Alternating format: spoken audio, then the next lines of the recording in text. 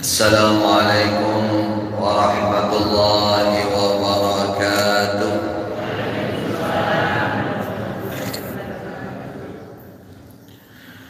Alhamdulillahi rabbil alamin, wal aqibatu lil muttaqin, wala udwana illa 'alal zalimin. Asyhadu an la ilaha illallah ilahul awwalin wal akhirin wa qayyumus samawati wal aradin, wa asyhadu anna nabiyyana sayyidal anbiya wal mursalin Muhammad ibn Abdullah Rasulullahil amin sallallahu alaihi wa ala alihi wa sahbihi wa man sara ala nahjihi ila yaumiddin wa sallama tasliman katsira. Ikhwatal Islam, ikhwatal iman, saudara-saudari, Bapak Ibu yang kami hormati, kita dipersatukan oleh Allah karena Islam. Kita menjadi saudara lahir dan batin karena Islam. Semoga Allah mengekalkan persaudaraan ini mulai di dunia sampai besok di hadapan Allah dan masuk ke dalam rahmat serta surga Allah Rabbul Alamin. Amin ya Rabbal Alamin. Tadi disebutkan bahwa kita masuk di tahun baru,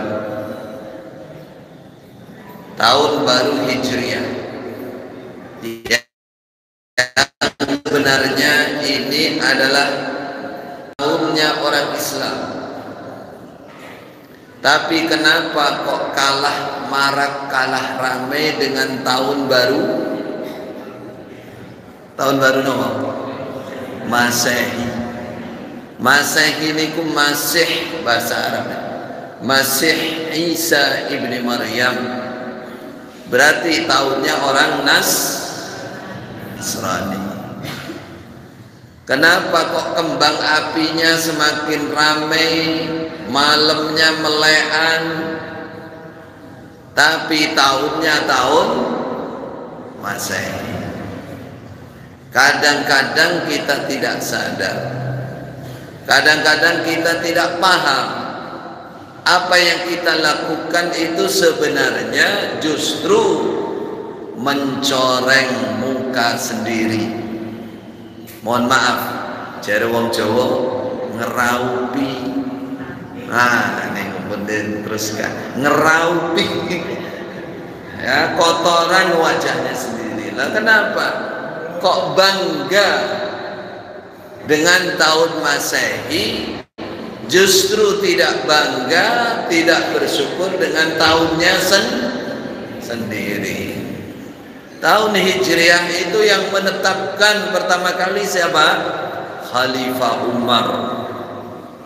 Khalifah Umar itu kata Rasulullah, "Lau kana nabiyyun ba'di lakana Umar." Seandainya ada nabi setelah saya bukan khatamul anbiya, bukan penutup para nabi, yang jadi nabi itu pasti Umar. Innallaha wada'al haqqa ala lisani Umar yaqulu bihi. Allah meletakkan kebenaran di lisan Umar sehingga Umar mengucapkan kebenaran itu. Di antara kebenaran-kebenaran yang diucapkan Khalifah Umar sangat banyak, di antaranya adalah penentuan tahun Hijriah, bulan Arab. Sebenarnya kita orang Jawa, tiang Jawi ini, wong Jawa, Madura Barat, awalnya itu tahunnya ya tahun Arab. Jenengan cara bulan-bulan Jawa yang sepuh-sepuh mungkin masih hafal nggih.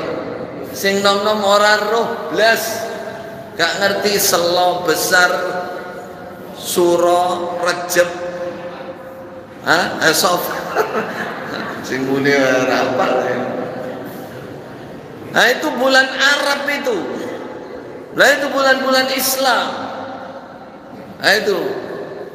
Nah, tapi taruhlah ya, memang inilah kondisi akhir zaman. Islam justru kadang-kadang tidak bangga dengan Islamnya sendiri.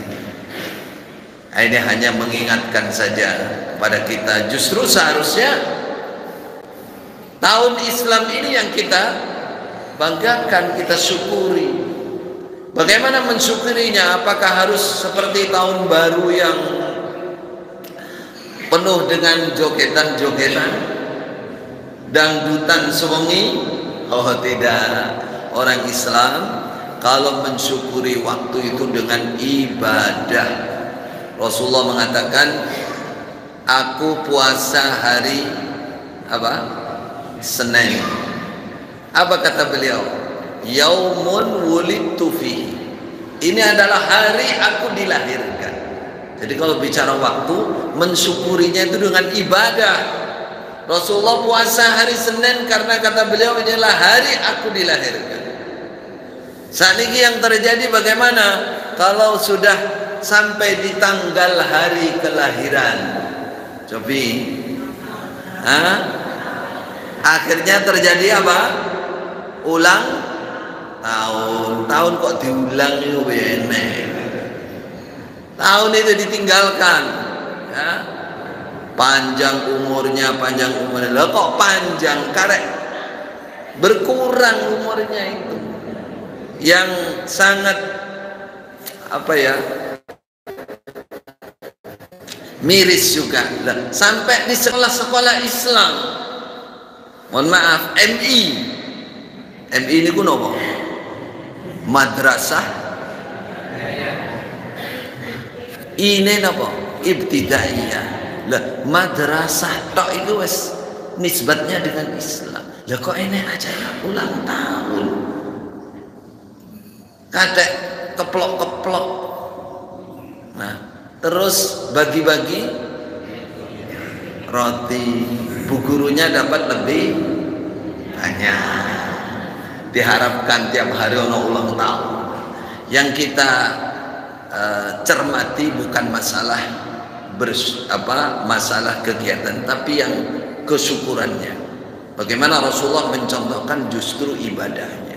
Masuk 1 Muharram, tingkatkan kesyukurannya kepada Allah Subhanahu wa taala. Kita ditambah umur, ya, tambah umur tapi sebenarnya berkurang umurnya, jatahnya. Nah, jatahnya berkurang, berhubung nyanyiannya panjang umurnya. Dan perasaan ini, waduh ini, padahal berkurang loh umurnya. Karena umur itu sudah ada ketentuannya. Kalau jatahnya 60 tahun, lah kok sudah 50 tahun, walaupun panjang umurnya sakjane karek 10 tahun. Dan 10 tahun ini boten suwi. Nggak lama 10 tahun itu. Kalau mau ingin lebih cepat, ingat hari raya. 10 hari raya ono hitungannya. Kalau jenengan ingin lebih menghayati lagi, sekarang 2024, 10 tahun ini 2034 jeda era 34 24, 25, 26, 27, 28, 29, 30, 31, 32, bisa dihitung jari. Coba diingat kemarin hari raya Kurban, diingat sebelumnya, cepat waktu itu. Maka rugi bagi kita yang tambah waktu tidak tambah bersyukurnya kepada Allah Subhanahu wa ta'ala. Bagaimana tambahnya syukur? Semakin hatinya longgar. Alhamdulillah saya sehat, alhamdulillah saya bisa makan, bisa minum, alhamdulillah saya bisa ini, syukuri. Bandingkan dengan tempat-tempat yang lain, ya, Palestina. Pas ngeten iki, ya, kita santai seperti ini. Di sana orang mau kajian, mau pengajian mboten saged. Wong sebentar-sebentar dibom. Ya, mikirkan makan sarapannya belum tentu ada. Kalau kita sudah diumumkan ini, hah? Seminggu sebelumnya lengkap sarapannya. Masya Allah. Ngaji golek swarga lo karo mangan apa ya? Oh ya tuman, ya tuman ya ini namanya nikmat besar dari Allah Subhanahu Wa Taala, aman, sehat, waras, syukuri. Bagaimana membuktikan kesyukuran? Kesyukuran itu harus dibuktikan dengan meningkatnya ibadah kepada Allah Subhanahu Wa Taala. Seperti kita dikasih oleh orang. Bagaimana membuktikan kita berterima kasih? Apakah diterima terus pergi, ataukah kita tolak sambil cemberut? Yang namanya orang berterima kasih, cara Jawa napa? Matur suwun, terima kasih, diterima pemberian itu, lalu mengucapkan dengan wajah yang berseri-seri senang, matur suwun, ya, terima kasih, syukran katsiran. Ini tadi pembawa acara Kalamil Arabiyah, Ustadz Arabiyah wala kayak. Jadi mensyukuri itu berterima kasih, ada sikap, ada perbuatan, dibuktikan. Ketika Rasulullah Sallallahu Alaihi Wasallam beliau sholat malam terus sampai kaki ini bengkak, abuh karena sholat tahajud. Kita kaki abuh karena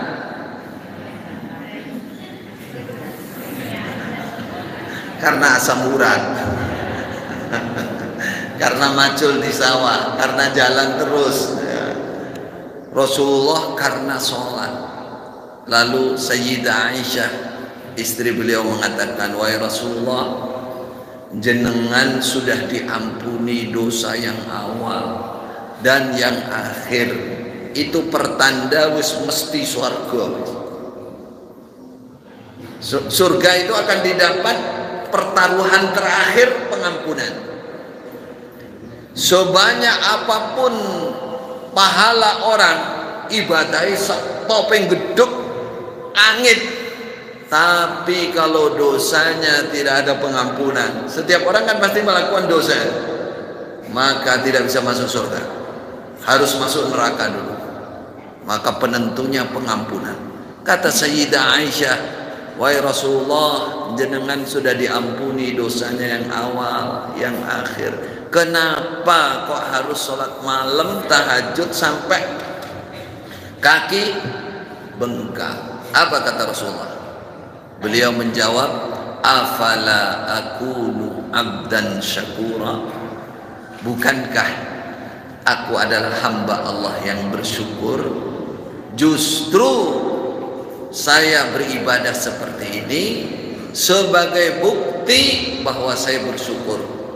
Kalau jenengan kerja di pabrik atau kerja di sebuah usaha, jenengan digaji, gitu? Setelah digaji, apalagi ada bonus, setelah itu apa jenengan muring-muring terus gak kerja? Buatan kerja, moh aku salahmu mbok gaji. Enten buatan kira-kira? Buatan enten kayak umpamanya ya wong. Semakin ada bonusnya, semakin dikasih gaji, semakin dia bekerja. Nah, itulah bersyukur. Itulah berterima kasih.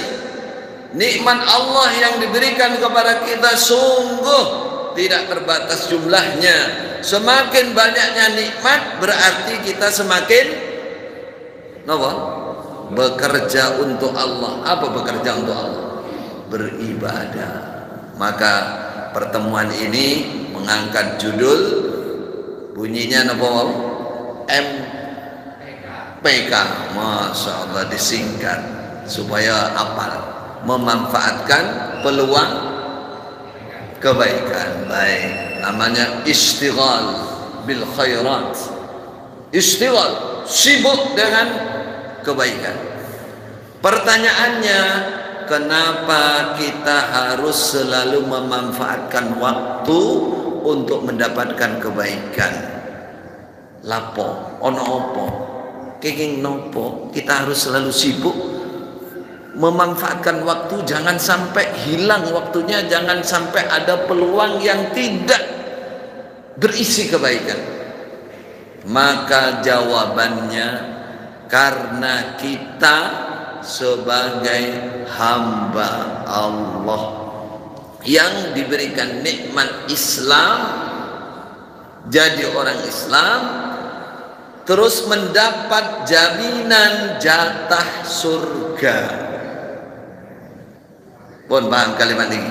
Nikmat Islam, terus oleh Allah disiapkan surga. Surga itu kehidupan di akhirat yang selamanya, seneng saklawase, muda selamanya, sehat terus, gak pernah sakit, gak butuh ruqyahnya Pak Farhabun, gak butuh di surga. Kalau duduk putih tiangnya, gak butuh dokter, gak butuh tabib. Anta sihhu fala tasqamu abadan. Kalian sehat terus, tidak pernah sakit. Kalian muda terus, tidak pernah tua.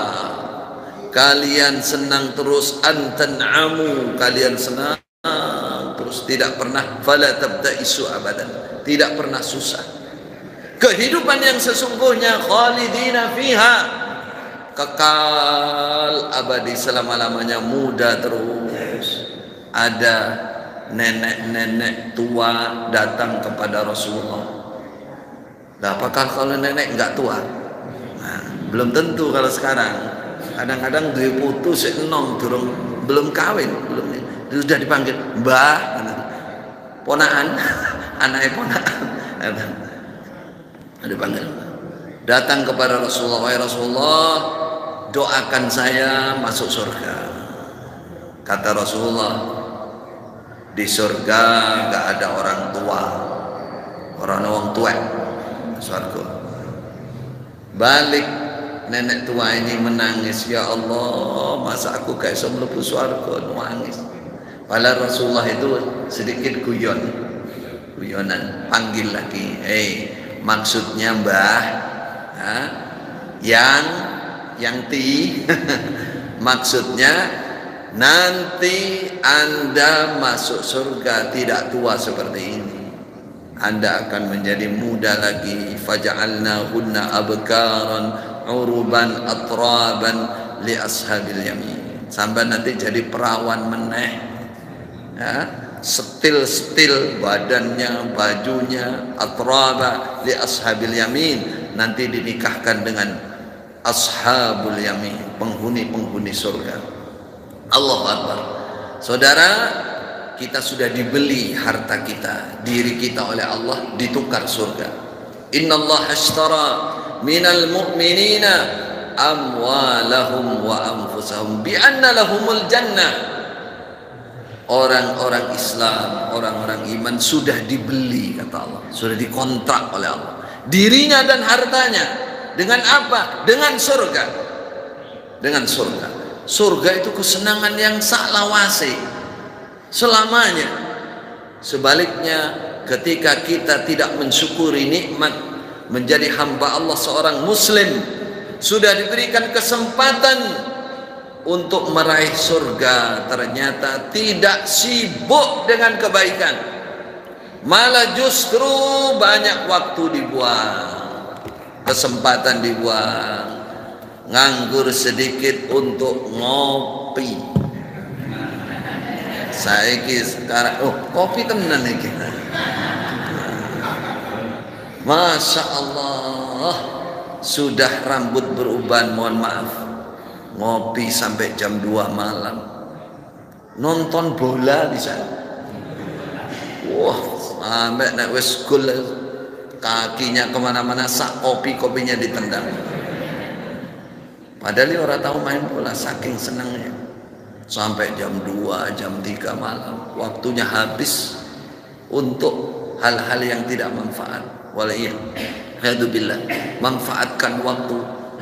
Waktu tidak terulang. Setelah kita mati, yang akan kita bawa hanya amal kebaikan. Kata Rasulullah, beliau melewati kuburan. Melewati kuburan, beliau bilang begini, penghuni kubur ini sekarang, kata Rasulullah, dia ingin kembali ke dunia.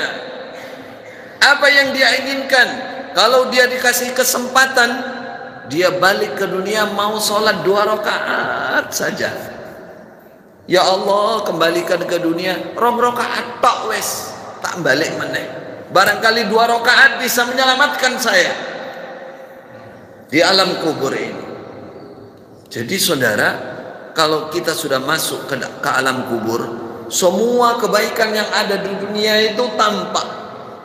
Yang paling menyesal orang yang banyak membuang waktunya bukan untuk kebaikan. Kayak itu contohnya kata Rasulullah, dia ingin balik 2 rakaat karena dia tahu betapa besarnya pahala 2 rakaat itu, betapa bermanfaatnya setelah dia masuk di alam kubur. Padahal kita mengira 2 rakaat gak ada apa-apanya, terutama sebelum subuh. Apa kata Rasulullah? Rakaatul fajri khairum minad dunya wa ma fiha. Itu satu contoh. 2 rakaat saja itu kalau dilakukan itu paling 5 menit. Kesuwen yang sudah pandai sholat itu 2 menit selesai, nggak sampai. Loh, lebih baik daripada dunia dan isinya. Hanya saja tidak ditampakkan. Manusia ini, kita ini memang senengnya yang tampak sing ketok. Nah, duit terus ketepuk di depan, soalnya baru marem. Padahal kalau ditampakkan oleh Allah, penuh dunia ini. Berapa ribu orang yang sholat 2 rakaat sebelum subuh. Kalau diberikan sekarang, nggak akan sampai dunia dan isinya. Nah, keimanan yang menentukan. Maka sibukkan waktu untuk kebaikan. Bagaimana kita supaya sadar bahwa waktu-waktu kita untuk ibadah. Rasulullah sallallahu alaihi wasallam pernah setelah sholat subuh, beliau menghadap ke jamaah lalu bercerita. Kata beliau, ada seorang zaman dulu, dia menggiring sapi ini kono lembu. Lalu sapi itu dia naiki, dia kendarai.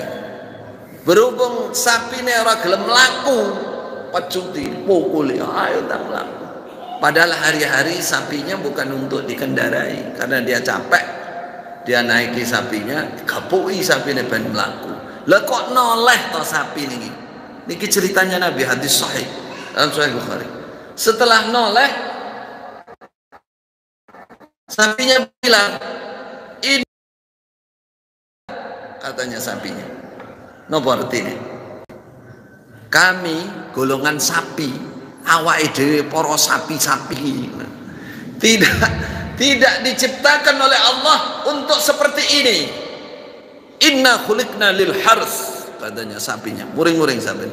Kami ini golongan sapi, awake dhewe sapi iki diciptakan untuk tanaman, untuk membajak sawah. Jadi orang kok mbok tumpaki aku diciptakan oleh Allah bukan untuk kamu naiki. Jarene sapi, berarti sapi ngertos. Sapi itu paham betul untuk apa dia diciptakan. Kata para sahabat, subhanallah, qaratun takallam. Sahabat ngumun, sahabat Nabi, subhanallah, lah kok ana sapi, mosok sapi iso ngomong. Kata Rasulullah, inni uminu bihada wa Abu Bakrin wa Umar. Aku percaya, aku beriman ada sapi bisa ngomong. Begitu juga Abu Bakar dan Umar. Abu Bakar, Umar waktu Nabi bercerita kedua-duanya nggak ada di tempat itu. Nabi sudah bisa mengatakan keyakinan yang tinggi. Yang kita ambil apa di sini? Sapi itu ngerti untuk apa diciptakan. Kita manusia ini sama dengan sapi apa lebih mulia daripada sapi?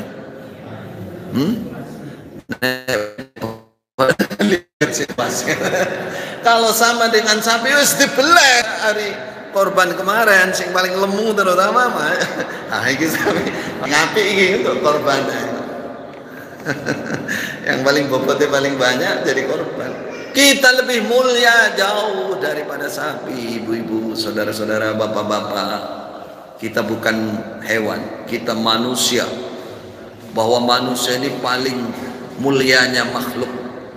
Loh, buktinya apa? Malaikat aja dikon sujud Nabi Adam. Itu mulia manusia ini. Pertanyaannya, sudah sadarkah, sudah tahukah apa tujuan kita diciptakan oleh Allah? Ya, sampun nama dereng. Nek dereng berarti padha karo sapi lah ya. Kalah karo sapi kok padha karo sapi. Kalah karo sapi lah ngerti. Kita diciptakan oleh Allah, diwujudkan di dunia untuk apa? Kagem napa? Untuk beribadah kepada Allah Subhanahu wa taala. Dalilnya hafal, sudah sering kita dengar. Napa dalilnya? Wa ma khalaqtul jinna wal insa illa liya'budun.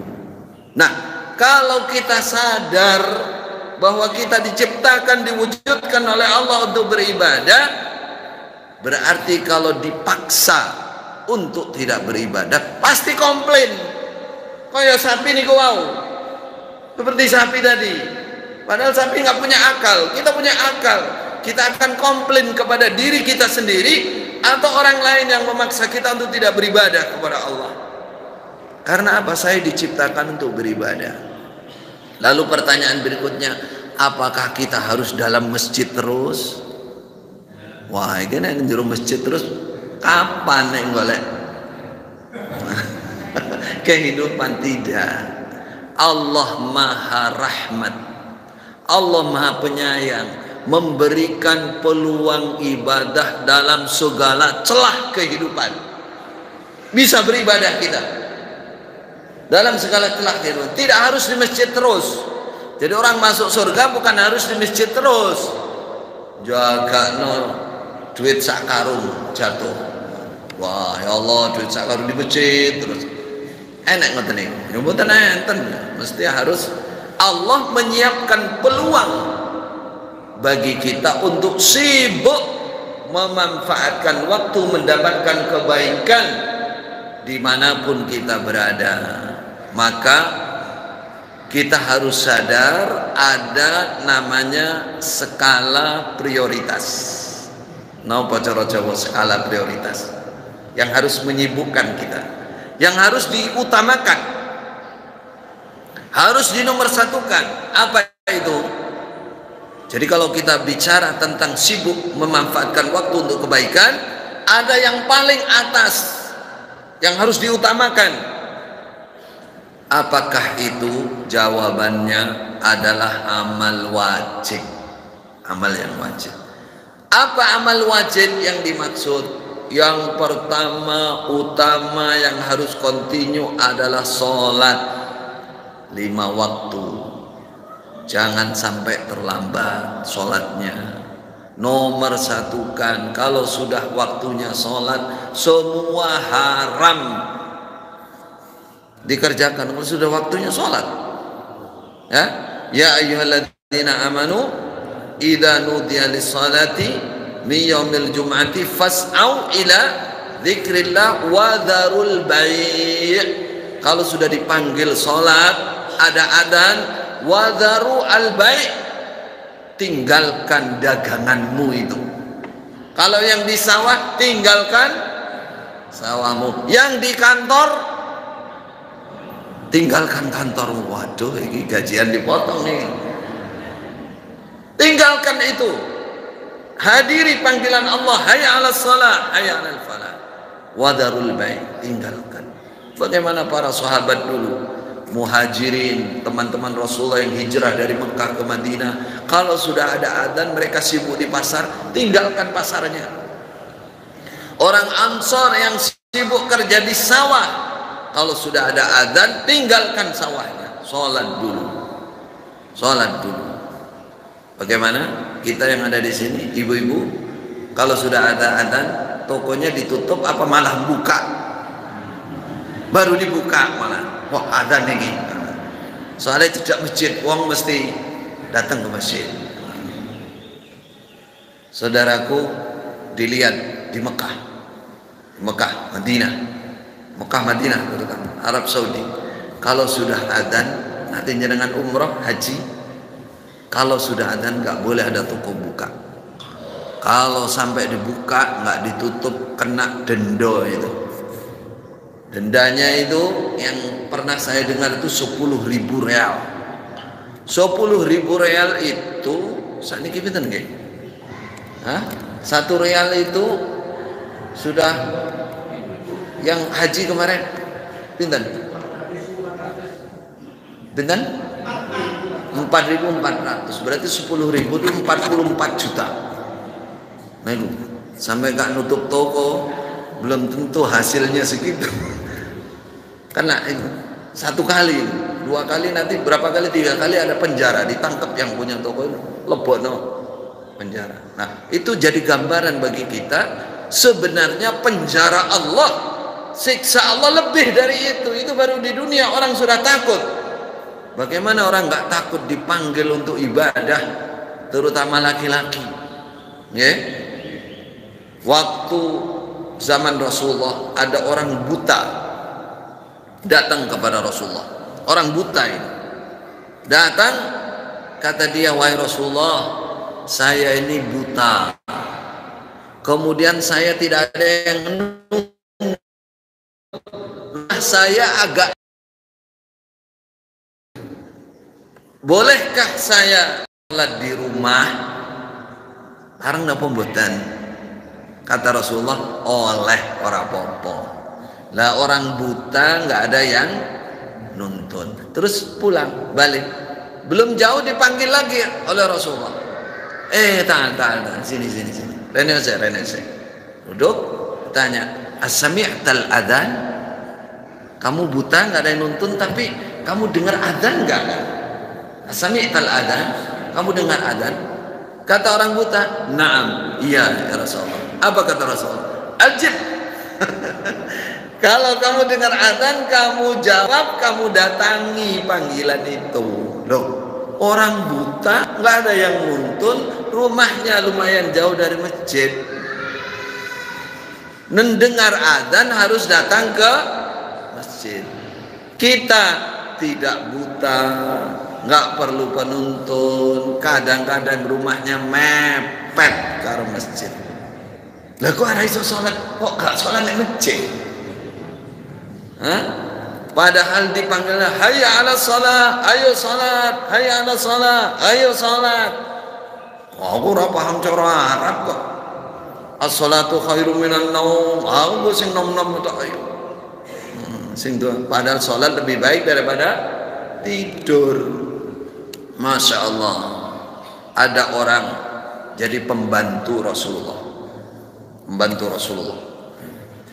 Lalu pembantu ini sering membantu beliau kalau malam menyiapkan air untuk wudunya Rasulullah dan seterusnya.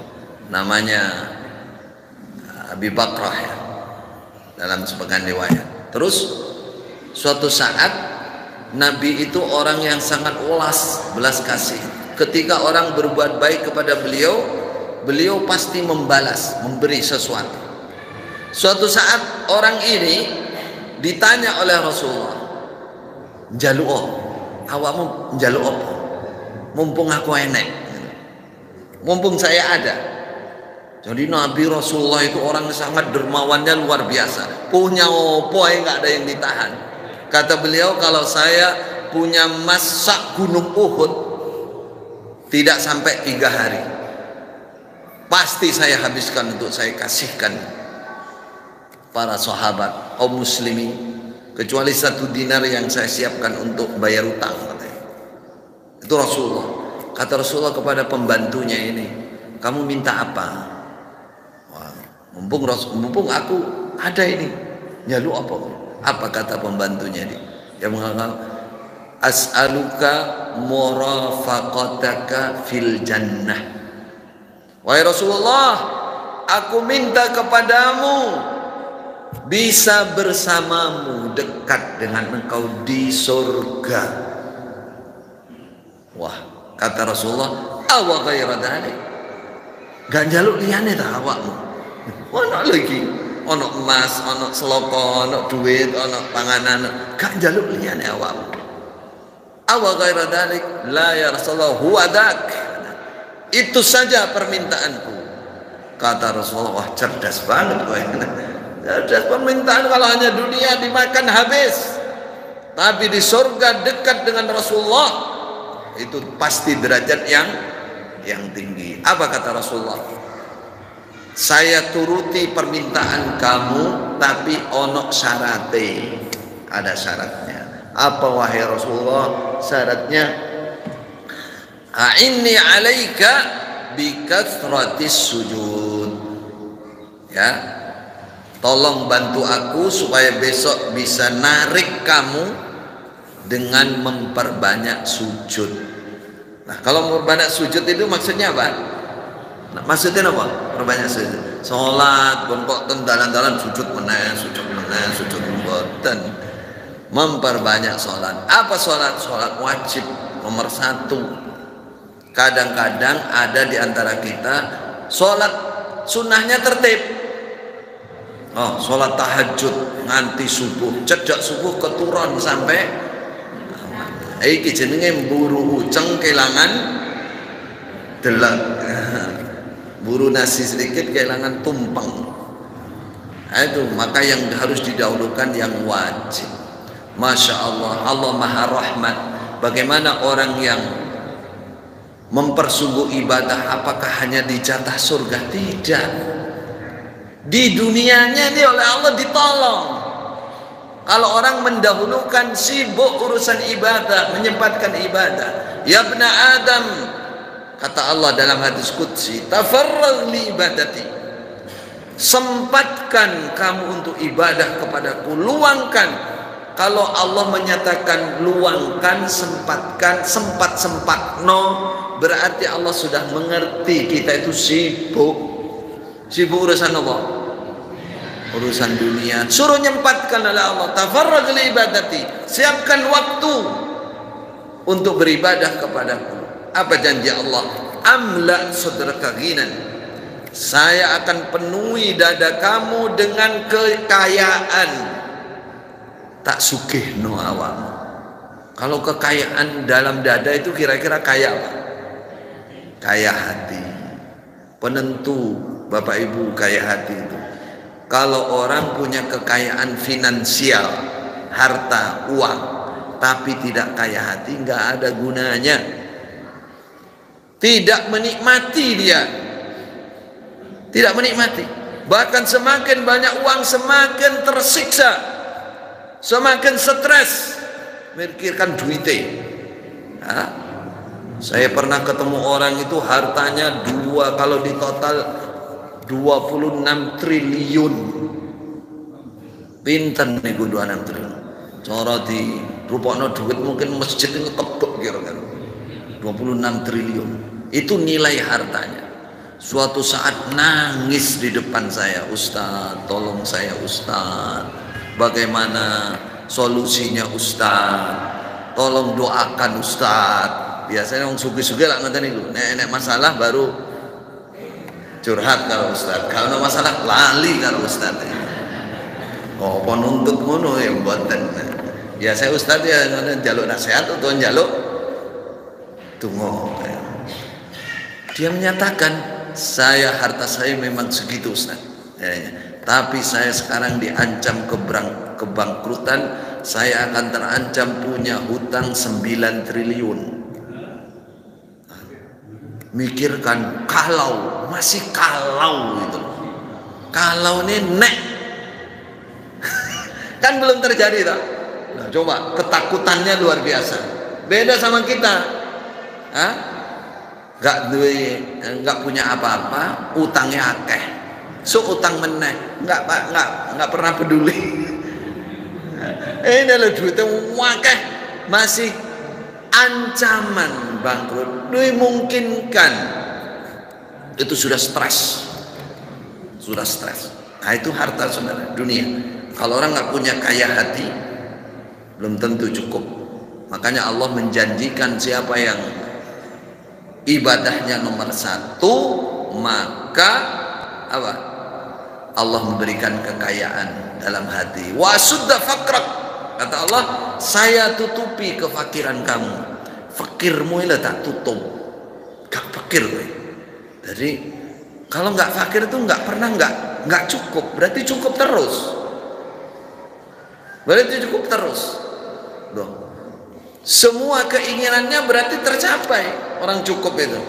Yang garai nggak cukup itu kan karena ada keinginan tapi nggak kelakon. Nah itu akhirnya stres mikirnya. Kalau orang cukup, kefakirannya itu ada 2 kemungkinan. Semua keinginannya Allah dilayani.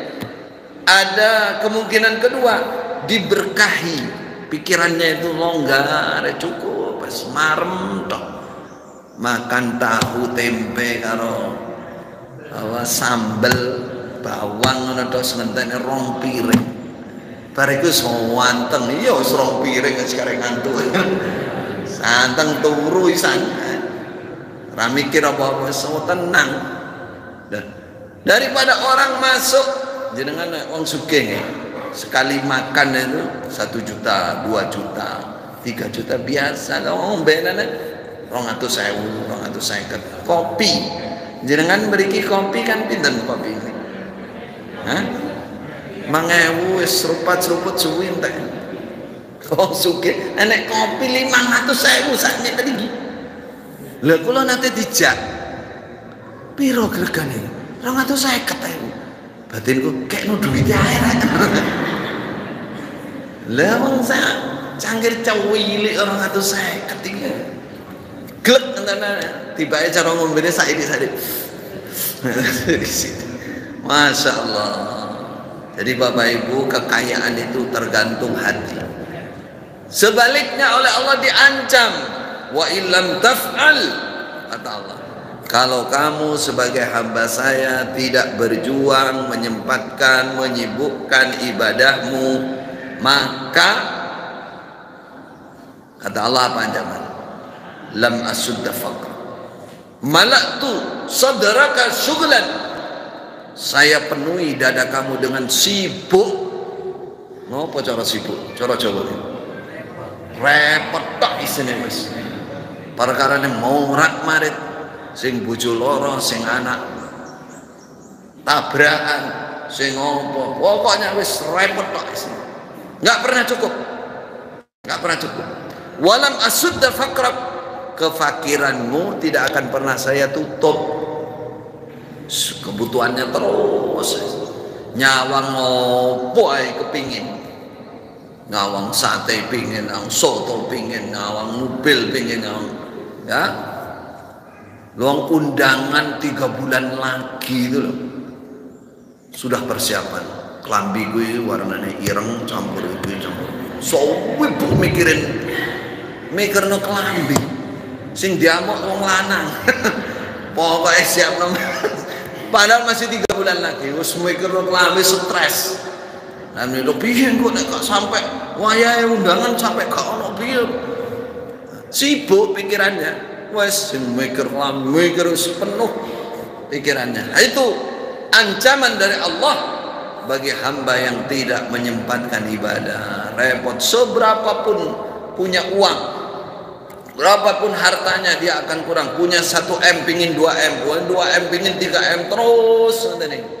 Wala yamla'u batna Adam illa turab, kata Rasulullah. Tidak bisa memenuhi perut dia kecuali tanah. Nah wes masuk kuburan lagi menang, masuk kuburan baru sadar. Apakah kita menunggu itu? Jangan Bapak Ibu, sempatkan. Tambahan sebagai penutup, peluang kebaikan untuk kita bukan hanya di masjid, bukan hanya ibadah. Urusan pertanian, urusan bisnis, urusan di situ ada ibadah semua. Ada ibadah. Contoh pertanian. Bagaimana pertanian yang ibadah? Rasulullah pernah bercerita.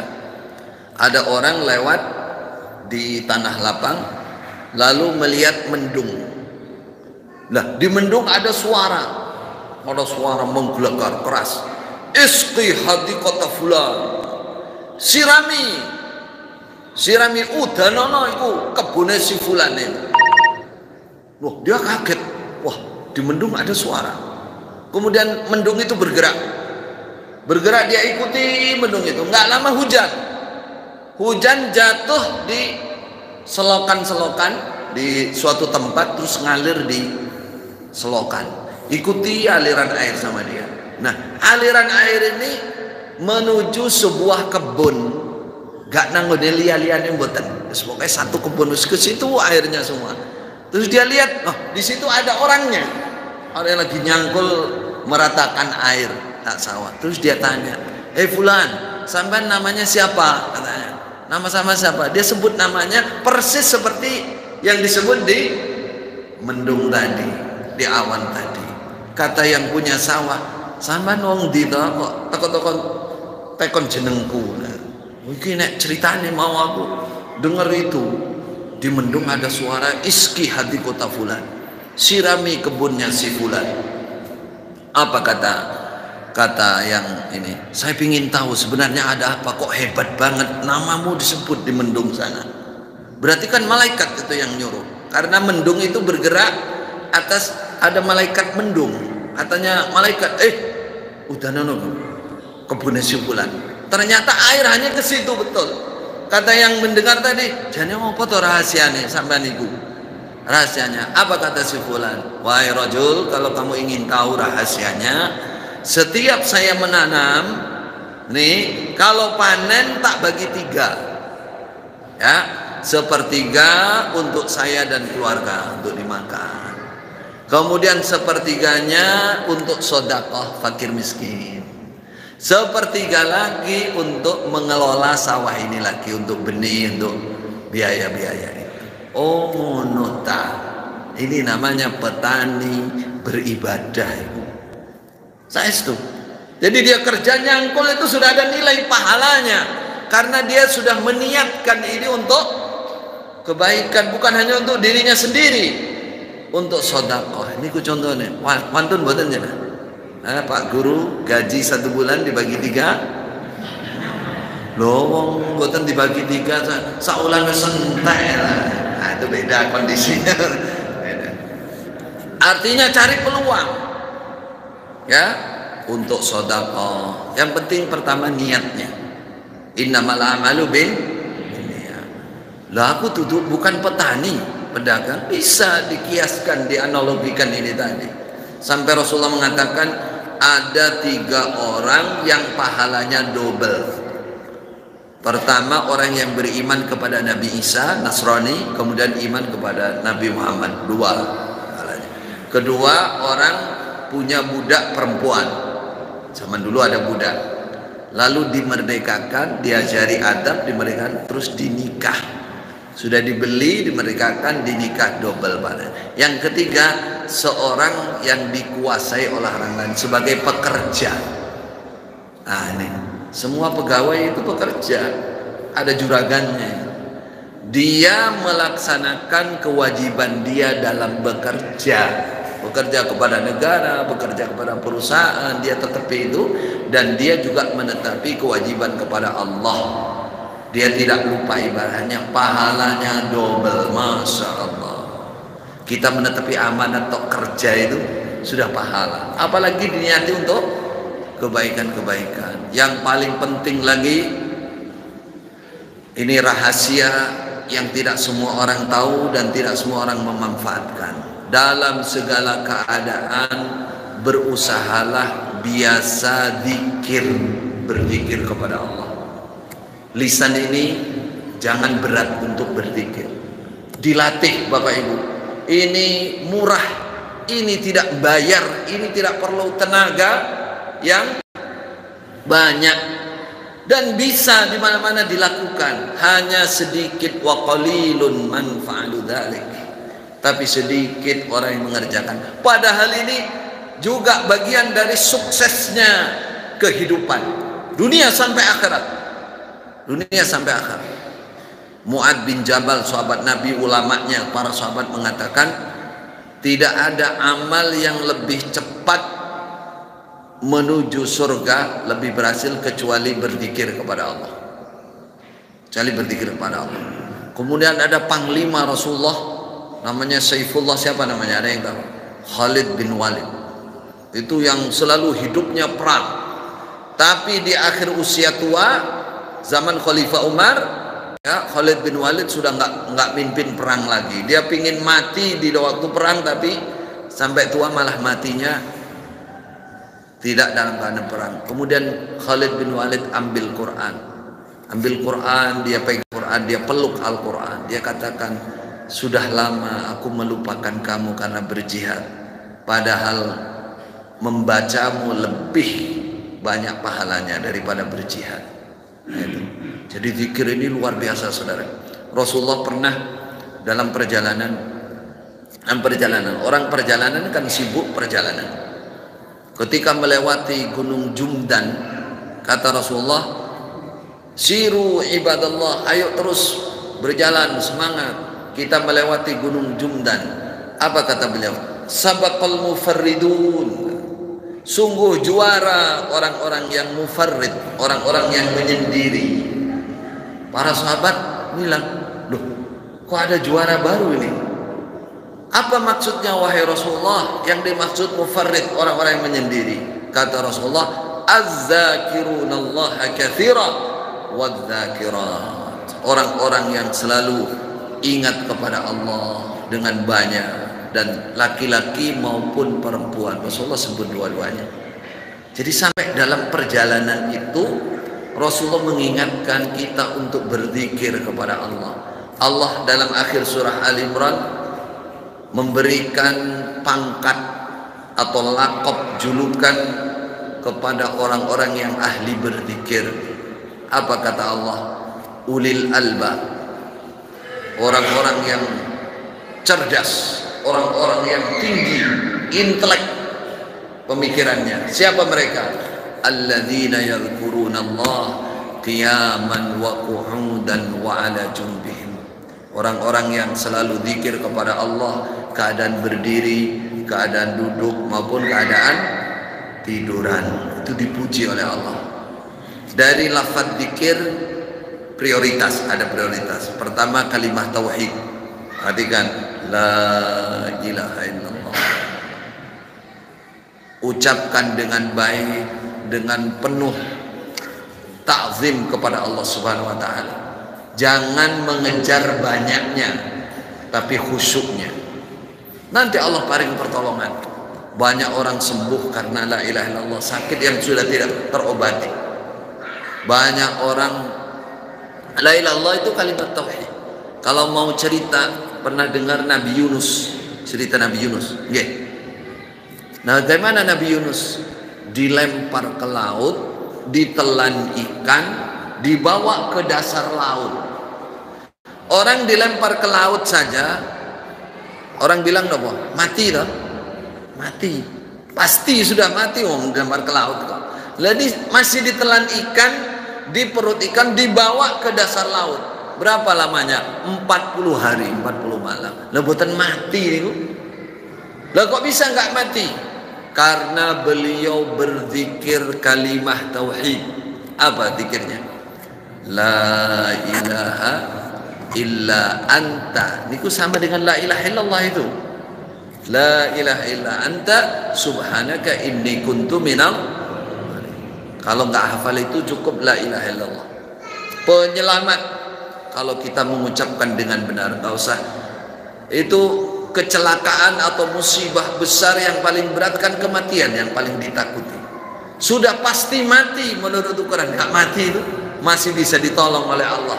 Berarti kesusahan lainnya di bawah itu yang lebih ringan. Dengan la ilaha illallah amblas insyaallah, dengan syarat ucapkan dengan sungguh-sungguh dengan ta'zim. Yang kedua istighfar. Istighfar, la ilaha illallah, istighfar. Istighfar itu apa? Mohon ampun kepada Allah Subhanahu wa taala. Hasan Al-Basri, ulama tabi'i, didatangi orang. Ini ustaz, syekh.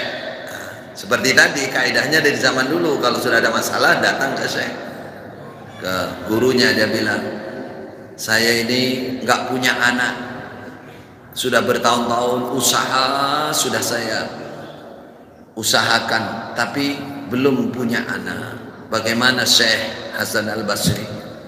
Gimana jalan keluarnya?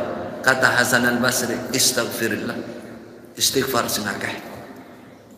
Nggak lama datang lagi lapor, wahai imam, wahai syekh, daerah kami kekeringan, nggak ada hujan.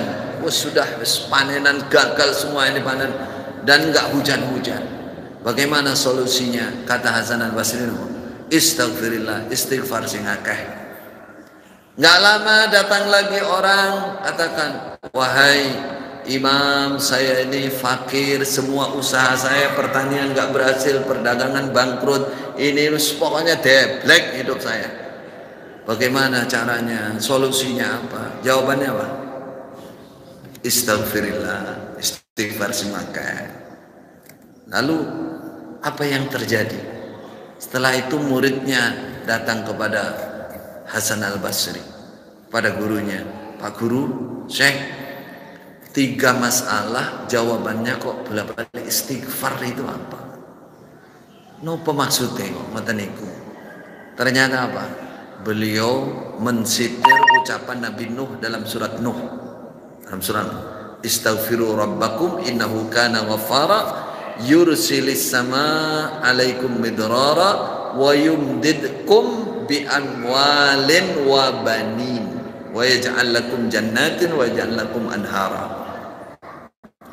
Istaghfiru rabbakum, mohonlah ampun kalian kepada Rabb kalian, istighfar. Yang benar tapi istighfar. Karo ngiling-ngiling dosa nek istighfar niku. Mboten kok setipar tok atau astagfirullah mboten, diiling-iling dosane. Dosanya kurangnya itu kita ingati, mohon ampun ya Allah, hambamu lemah, astagfirullah, astaghfiruka wa atubu ilaik. Istaghfiru rabbakum innahu kana ghaffara.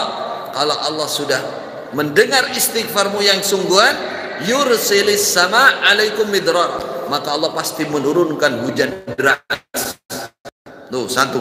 Berarti tadi yang kekeringan tadi benar dijawab, istighfar sing akeh, jan kancamu, istighfar sing akeh. Ala yursilu alaikum wa yumdidukum bi amwalin wa banin. Allah akan memberikan pertolongan wakeh. Yumdid itu madad, pertolongan ini banyak. Apa? Amwal, harta. Yang melarat tadi dieblek, suruh istighfar. Ya ini ayatnya. Bi amwalin wa banin, tadi yang lama nggak punya anak, jawabannya ya ini janji dari Allah akan dikasih anak, banyak lagi anaknya. Nggak percaya silahkan dipraktekkan, tapi istighfarnya harus berkualitas, bukan kuantitas. Bukan yang diambil bukan banyaknya tapi kualitasnya. Nangis kepada Allah, menyadari banyak kesalahan, istighfar. Nggak lama itu pasti datang pertolongan itu, pasti dalam istighfar. Yang ketiga, hasbi Allah, tawakal kepada Allah. Wa may yatawakkal 'ala Allah fahuwa hasbuh. Siapa yang bertawakal selalu mengucapkan hasbi Allah, itu yang paling pendek. Yang mencukupi saya adalah Allah. Kalau mau yang panjang, contoh akhir surah At-Taubah, hasbi Allah la ilaha illa huwa alaihi tawakkaltu wa huwa rabbul arsyil azim. Itu kalau kita konsentrasi, paham betul maknanya, tidak lama Bapak Ibu, yang tidak masuk akal itu datang pertolongan itu. Nah, seperti saya ini ya, bolak-balik membuktikan itu. Kalau sudah mentok ya sudah, hasbi Allah, nggak lereng guys. Hari-hari udah. Nanti berapa hari datang itu pertolongannya. Dan nggak masuk akal. Nggak masuk akal. Kalau kita sudah mentok, usaha kita sudah mentok, ya sudah,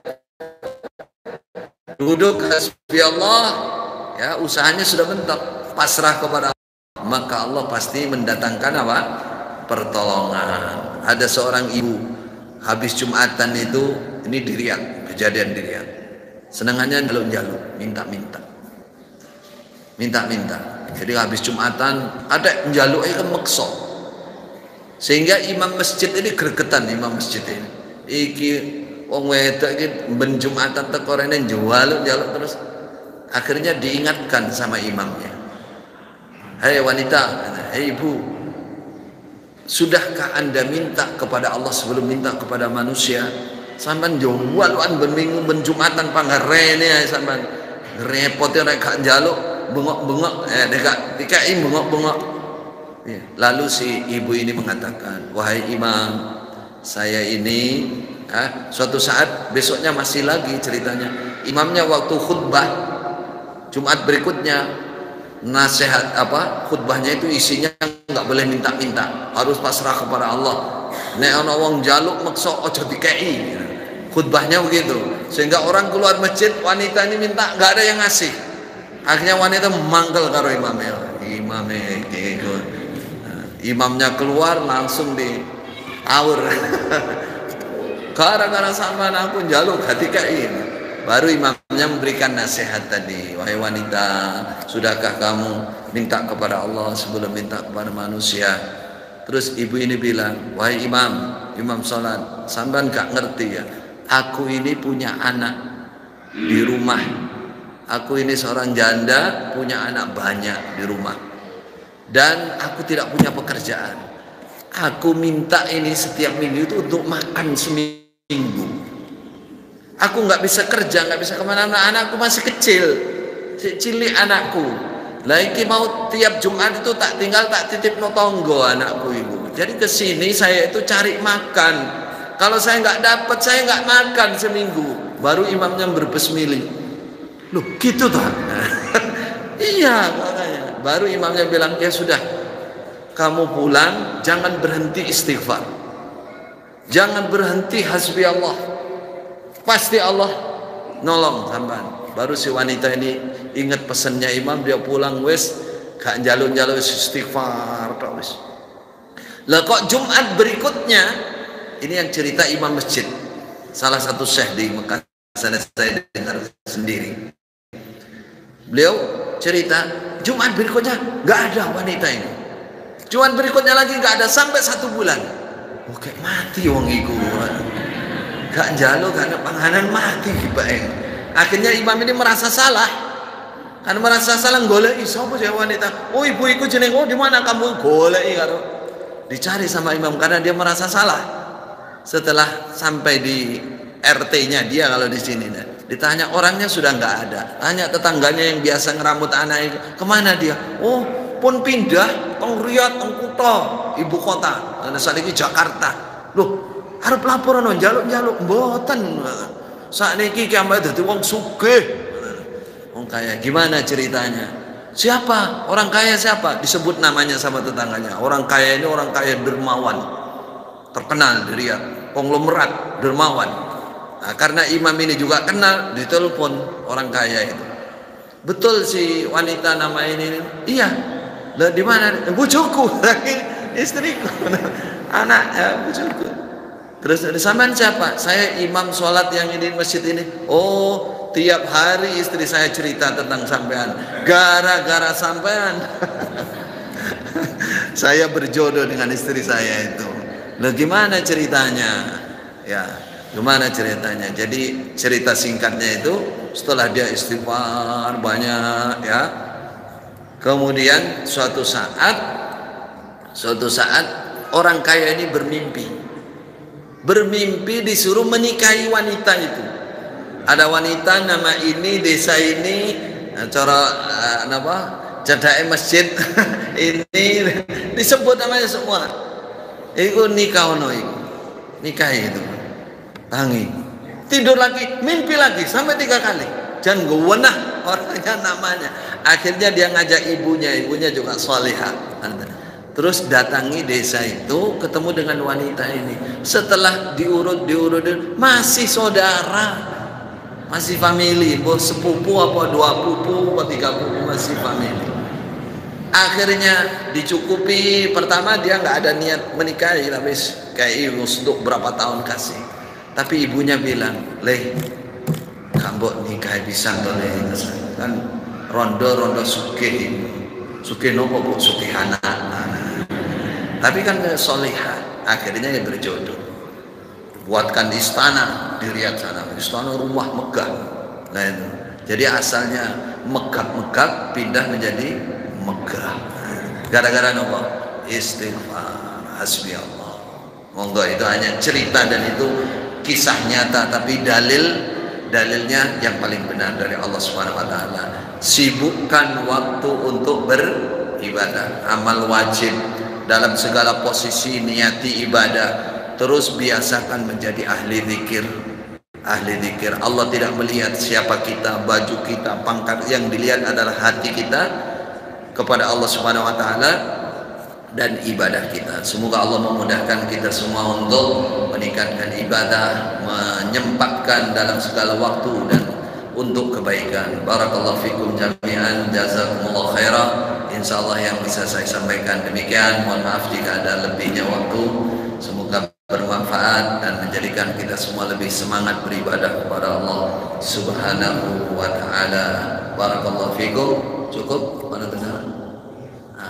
Apa ditutup doa sekalian? Oh, sudah ada. Nggih. Barakallahu fikum. Wassalamualaikum warahmatullahi wabarakatuh.